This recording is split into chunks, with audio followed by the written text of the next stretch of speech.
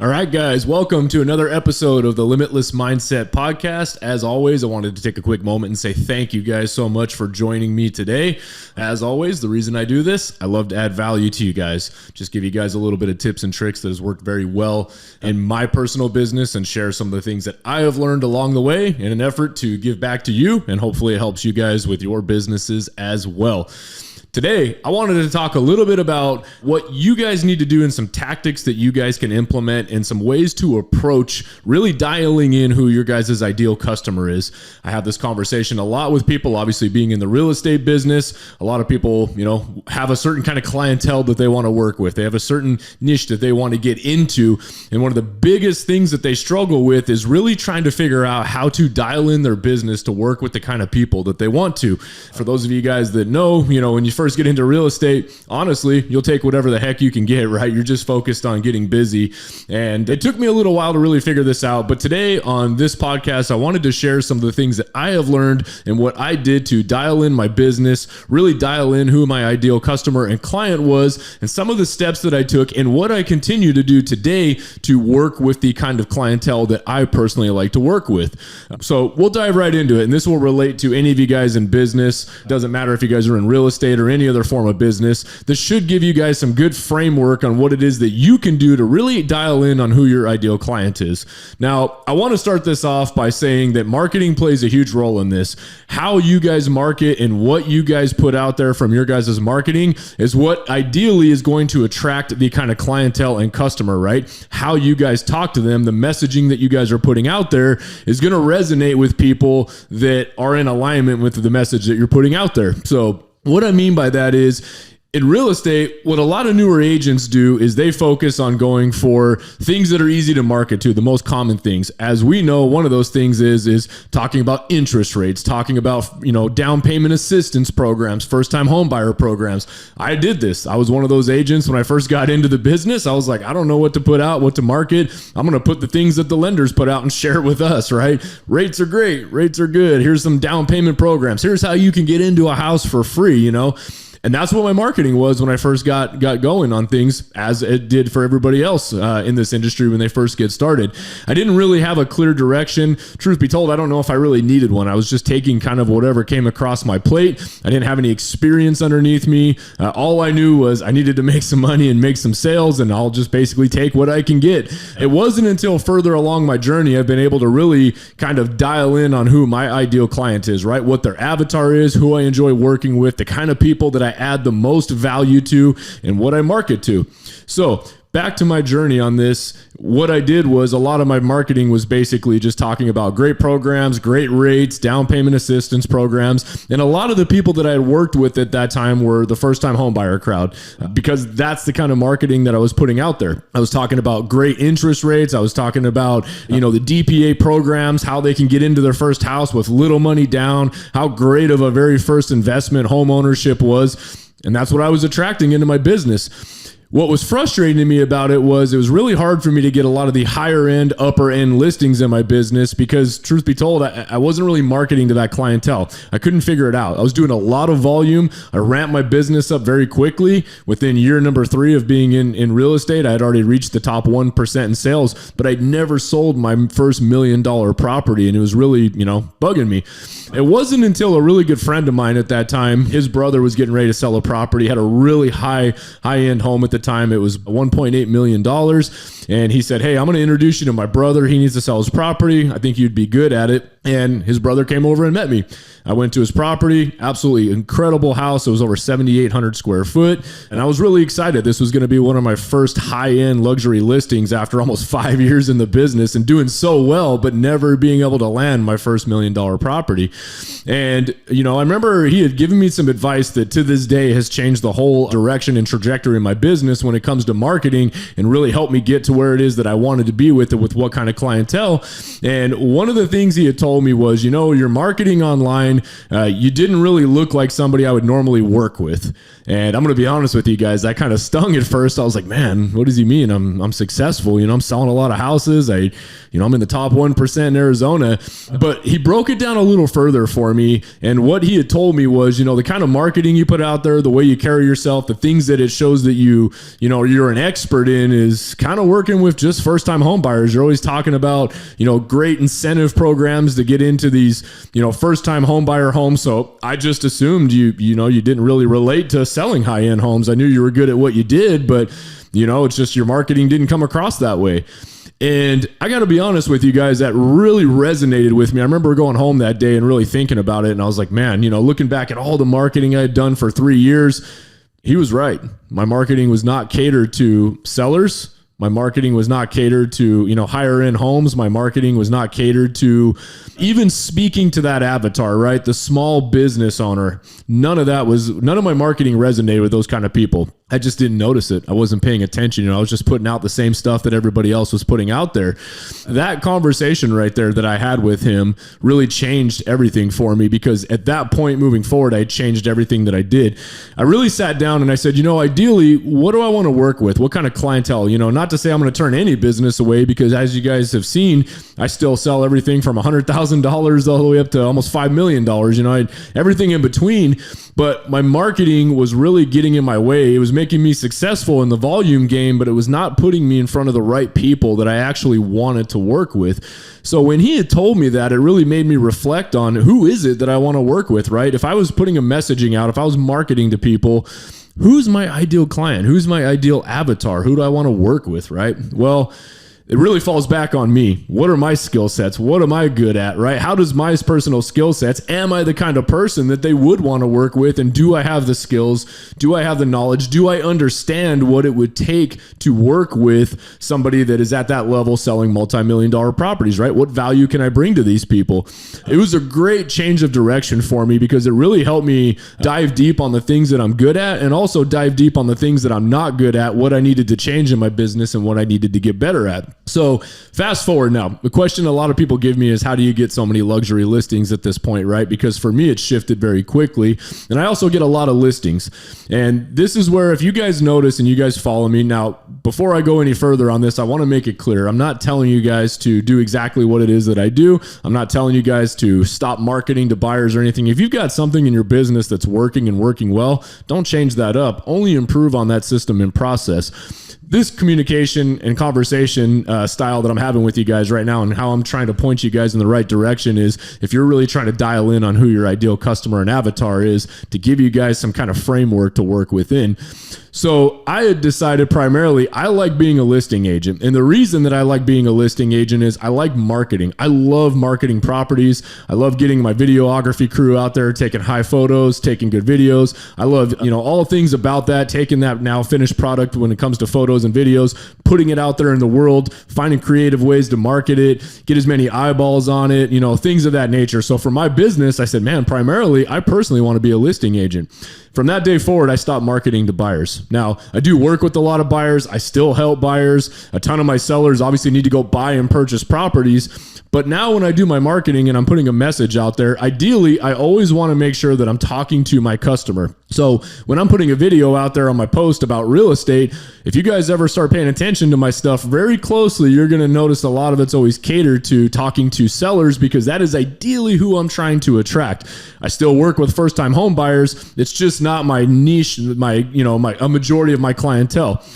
So as time has gone on, I've kind of perfected this process and really dialed in on who my ideal client is. Who do I want to work with? Who do I best understand? Who would best understand me? Who would I mesh with the most? And what I found is I really found something that I enjoy and something I'm good at. I'm a small business owner.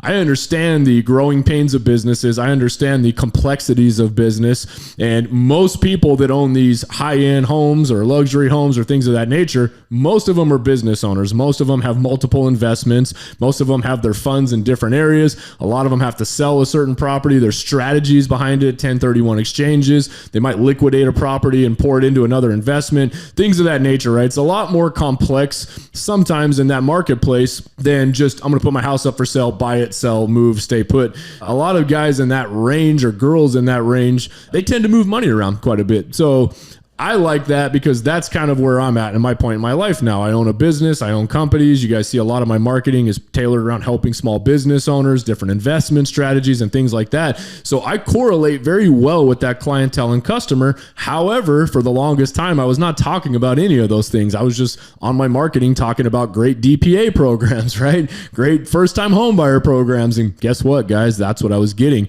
When I started sharing my business success and when I started sharing a lot of the things that go on behind the scenes in my business, a lot of other business owners started to relate very well to that. They said, yeah, I get that. You know, I've got employees. I understand the struggle of that. I understand what it feels like to win at this level. I understand the tax strategies behind that, right? I started aligning myself with the avatar of what some of these homeowners that I wanted to work with were.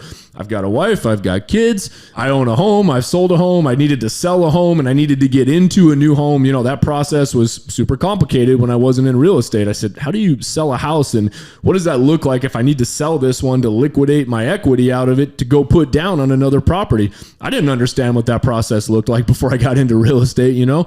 So a lot of my marketing's tailored around that. We got you into this property.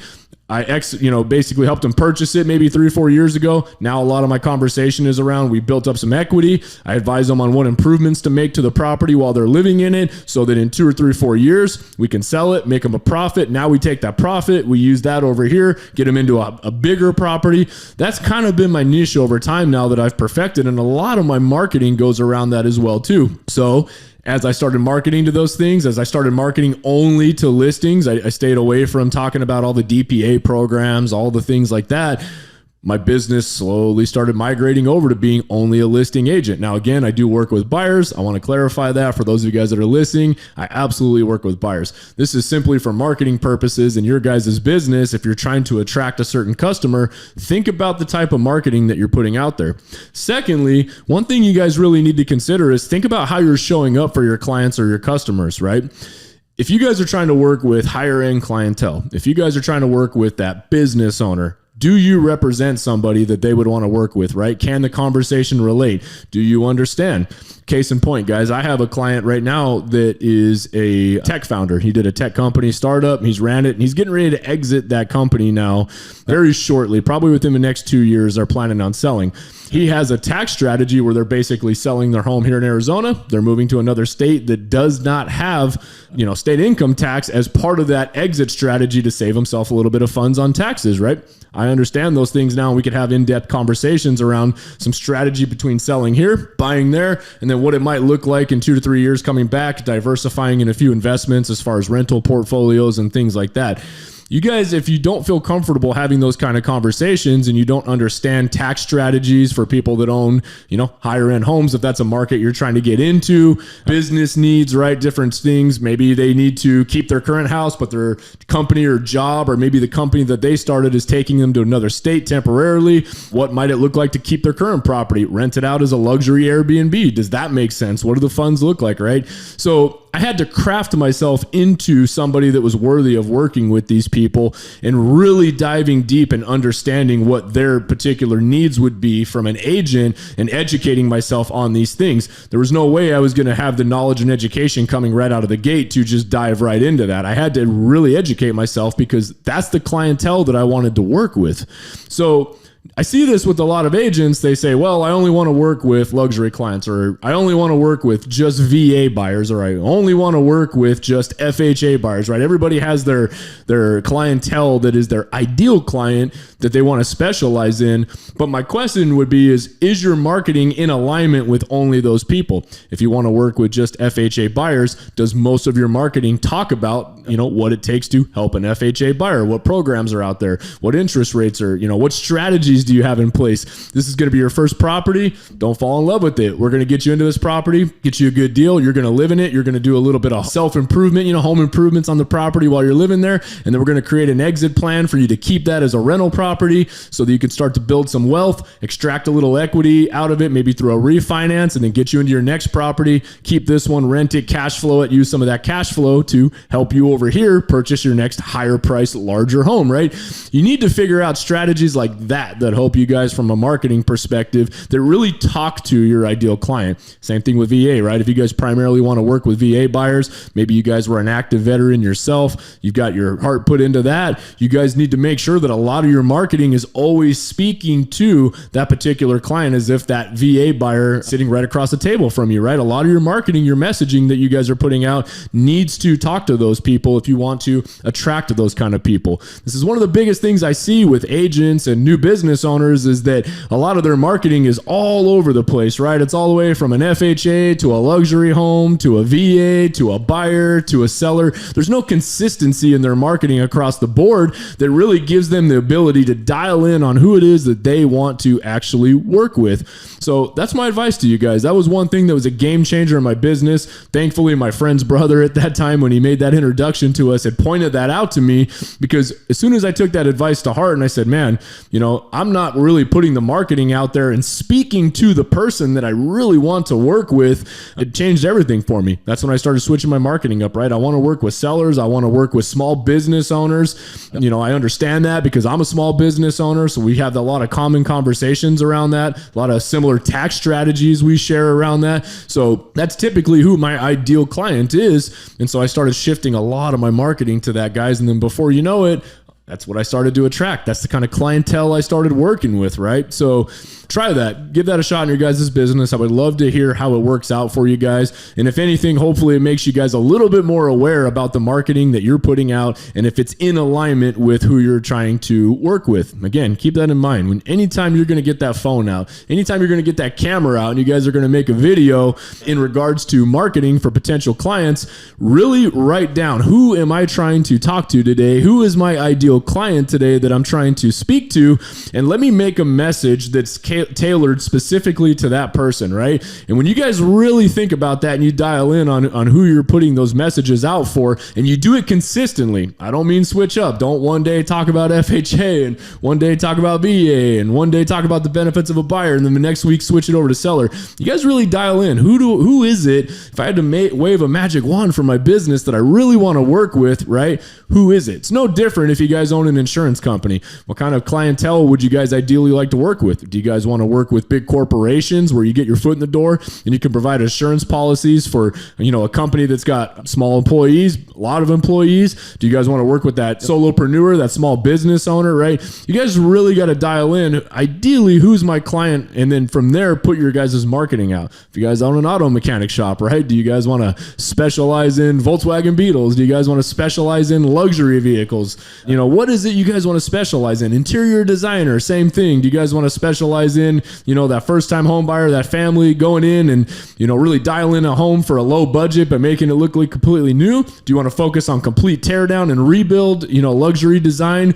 Really, I understand who your guys' ideal client and your guys' avatar is that you guys want to work with, guys. Write it out. Have a clear, if you guys had to brainstorm out what that looks like, and then all of your guys' marketing needs to always be tailored to that person. Constantly be learning. And then secondly, the back half of that, like I mentioned, guys, make sure that you are in alignment with those people. It's going to be really hard to, be a veteran VA loan specialist if you maybe don't have that military background. Am I saying it's impossible? Absolutely not. However, a lot of the conversations and the relationships that you build with these people, it's going to be veterans, right? They're going to have different stories they want to share. There's going to be that common ground. And if you don't share that with them, if you don't have any similar interests, it's going to be hard to really scale a business in that niche, right? Same thing with FHA, first-time home buyers.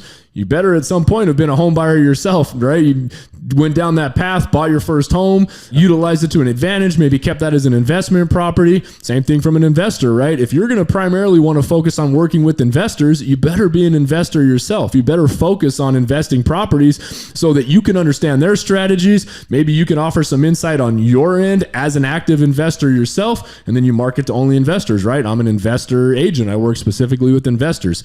You guys get my point. Just make sure, because this is one thing I see a lot of people get wrong, especially new business owners, not just in real estate, but in any. I watch their marketing and they're all over the place. Every day they're just throwing their lure out all over, seeing what sticks. And the problem is, guys, is you're talking to so many different buckets of potential candidates that you're not giving all your time, energy, and focus into really finding that bucket that has all of the actual ideal clientele that you guys want to work with. Shift your focus, make sure your messaging is tailored to that. And I promise you, you guys will see results through some active consistency. Don't do it once, don't do it twice, don't do it just for a month. You guys need to stick to it and commit to it and perfect your craft and perfect your messaging to these people. I promise you guys will see some results. As always, I hope that is very helpful for you guys. That was something that helped me out. I wanted to share with you guys today. And as always, guys, all I ask in return is that you guys are sharing this with somebody you know that could help. I don't run ads on the show. I don't give any, shout outs or any of that kind of stuff. I simply do this in return for wanting to help other people, right? This is my way of putting my hand out and lifting others up around me, just simply sharing my journey and what's worked for me. So if you guys know anybody that needs to hear this, give it a share. If you guys see my reels on Instagram, please do me a favor and give them a share on your guys' story. I'd love to get the message out. And as always, I hope you guys have an absolutely incredible, amazing day. Let's get out there and let's crush it, guys.